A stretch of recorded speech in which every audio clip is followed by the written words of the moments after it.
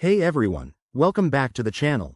Today, we're tackling a super practical topic: how to send USDC from Robinhood to XMO in 2025.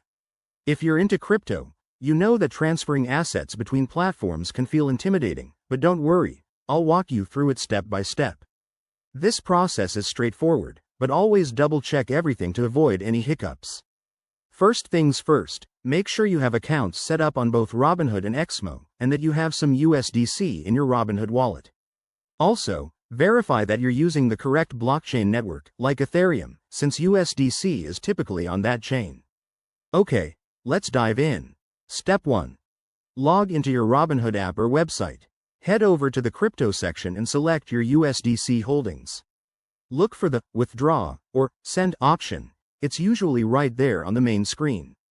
Next, you'll need to enter the destination address. That's where XMO comes in. Open your XMO account, go to your wallet, and copy the USDC deposit address. Make sure it's specifically for USDC on the Ethereum network to prevent any errors. Back in Robinhood, paste that address into the withdrawal form. You'll also need to specify the amount of USDC you want to send. Don't forget to account for any network fees, which could be around 10 to 50 USDC depending on congestion in 2025. Once everything looks good, hit confirm.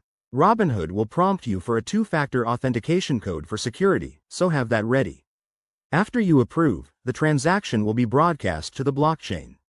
Now, this is where patience is key.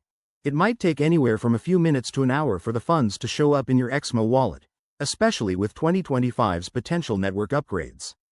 Keep an eye on the transaction status using a blockchain explorer like Etherscan. And there you have it. You've successfully transferred your USDC.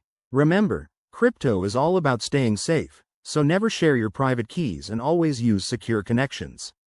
If this tutorial helped you out, smash that like button, subscribe for more guides, and drop a comment below if you have questions. Thanks for watching, and I'll see you in the next video.